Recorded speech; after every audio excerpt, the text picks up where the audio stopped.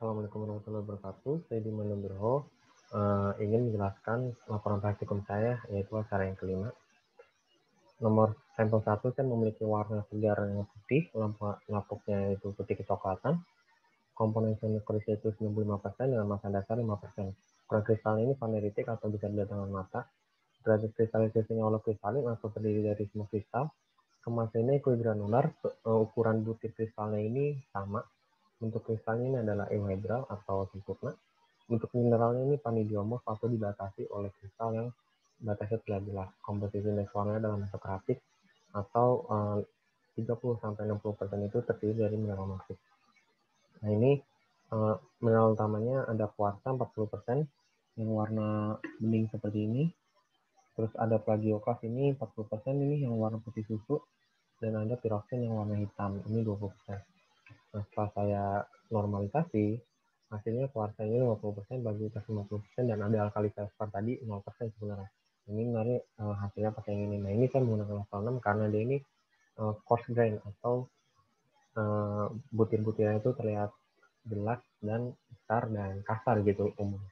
Ini saya temukan nama batuannya adalah granit. Nah, granit ini merupakan batuan intrusi besar dan bukan batuan vulkanik yang asam. Ini bersifat masif, keras, dan berwarna putih abu-abu dan butirnya kasar. Contohnya itu adalah yang ada di Pulau Karimun. Kegunaannya itu untuk infrastruktur, terus bahan pengeras jalan, kemudian aksesoris, dan kemudian batu hias. Nomor sampel 2 ini berwarna hitam segarnya, lapuknya ini hitam kecoklatan, komponen fenokristal 60%, massa dasarnya 40%.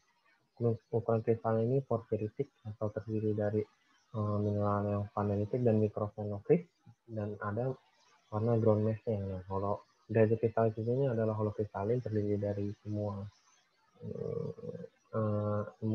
kristal gitu. Nah, kemasnya ini inequigranular atau bentuk dari butiran kristal dan mineral itu beda-beda.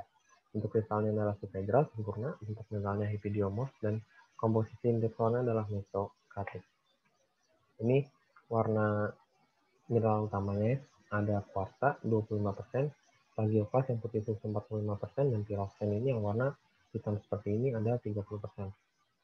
Ini saya normalisasi hasil seperti ini sama saja alkali felspar 0%, kemudian kuarsanya 75% dan plagioklasnya 65%, hasilnya adalah di batuan dasit.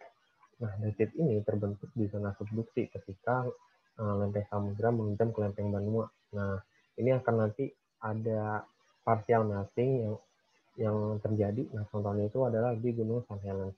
Kegunaannya biasanya ini untuk konstruksi, tapi batuan dihancurkan terlebih dahulu menjadi agregat-agregat yang kecil.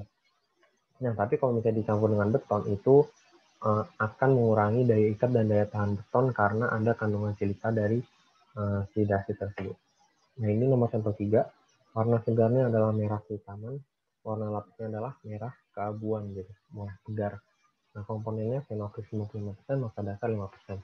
Ukuran kristalnya porfiritik, terus dari kristalnya holokristalin, kemasnya ekuigranular, bentuk kristalnya subhedral atau dia tuh di moderat gitu, tidak sempurna tapi tidak sempurna juga gitu. Nah, bentuk mineral ini adalah hipidiomorf, mengikuti subhedral, dan komposisi indeks warnanya leukratik atau kurang dari 30% itu mineral marsik. Nah, kuarsanya itu ada 15% yang warna bening, terus plagioklasnya adalah yang warna putih seperti ini 15%, alkali felspar ini warna merah itu mendominasi 65%, dan biotit itu yang titik kecil ini 5%. Nah, ini setelah saya plot dan normalisasi hasilnya adalah di synthetic rock. Nah, sintetik ini merupakan batuan basa yang terbentuk di keras benua yang tebal atau di zona Cordilleran. Nah, ini berawal dari kelelehan protolit hingga si protolit itu meleleh ke titik yang cukup rendah. Nah, kegunaannya ini adalah untuk material bangunan, kemudian acuan alat ukur koordinat, sama penghias rumah. Nah, nomor sampel 4 ini warna segarnya abu-abu kehitaman, warna lapuknya abu-abu kecoklatan, dengan komponen fenokrisnya 95%, massa dasar 5%, ukuran kristalnya faneritik, terus kemudian dia holokristalin, yaitu kemasnya ekuigranular sama ukuran butirnya, bentuk kristalnya ini adalah euhedral, bentuk mineralnya vanadiumorf, dan komposisi nesonanya adalah mesokratik. Ini kumpulan mineral utamanya ada kuarsa 10%, yang kecil-kecil memantulkan saya, terus ada radiokarbon 50%, ini yang warna putih mendominasi seperti itu ya. Alkali fosfornya ada 5%, kemudian ada warna merah secara dikit-dikit gitu, antibody 30%. Nah ini setelah saya plot di sini, nanti ketemunya ini di batuan diorit. Nah, diorit ini merupakan rebulan lantai di zona terbentuk di peluburan lantai samudra di zona subduksi yang bersifat masif dengan proses intrusi atau penerobosan batuan beku. Nah, biasanya ini nanti akan membentuk bentang deretan pegunungan. Nah, kegunaannya untuk bahan lantai, bahan konstruksi, dan perhiasan. Nomor sampel 5 ini adalah segara hitam keabu-abuan, warna labanya hitam kecoklatan, fenokrisnya 20%, dan massa dasar 80%.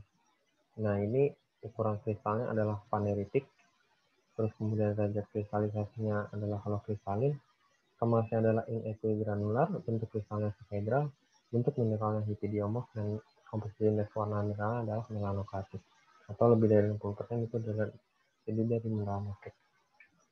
Nah, ini mineral-mineral penyusunnya ada kuarsa 10%, kemudian plagioklas 20%, dan sisanya itu adalah piroksen yang warna hitam.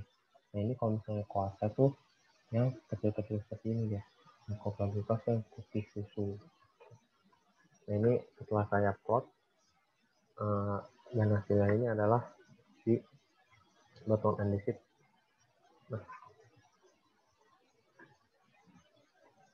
Nah, ini jenisnya ini terbentuk di zona subduksi, terus kemudian dia lempeng samudra menunjang ke lempeng benua gitu ya.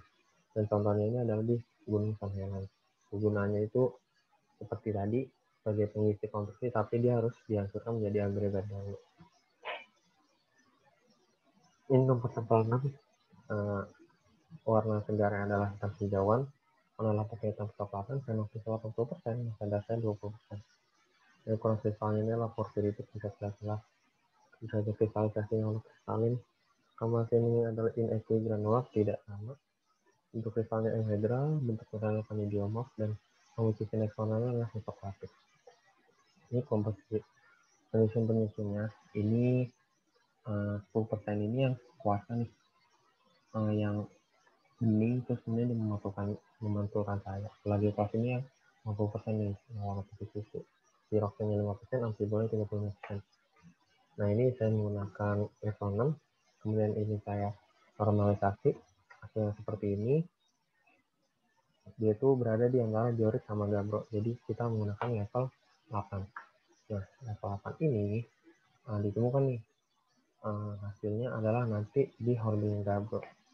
Nah, hornblende gabbro ini ditemukan di aliran lava tebal berkomposisi basal. Pendinginan lambat akan menghasilkan kristalin yang besar. Ini juga bisa ditemukan di zona plutonik. Nah, biasanya orang-orang menyebutkan kalau misalnya kerak samudra itu disusun oleh batuan basalt yang melintas. Penggunaannya untuk hobi, batu nisan, stepping stone, terus konstruksi, dan kemudian untuk pembangunan jalan. Nah, itu dia. Ini adalah daftar pustaka saya. Kurang lebihnya mohon maaf. Assalamualaikum.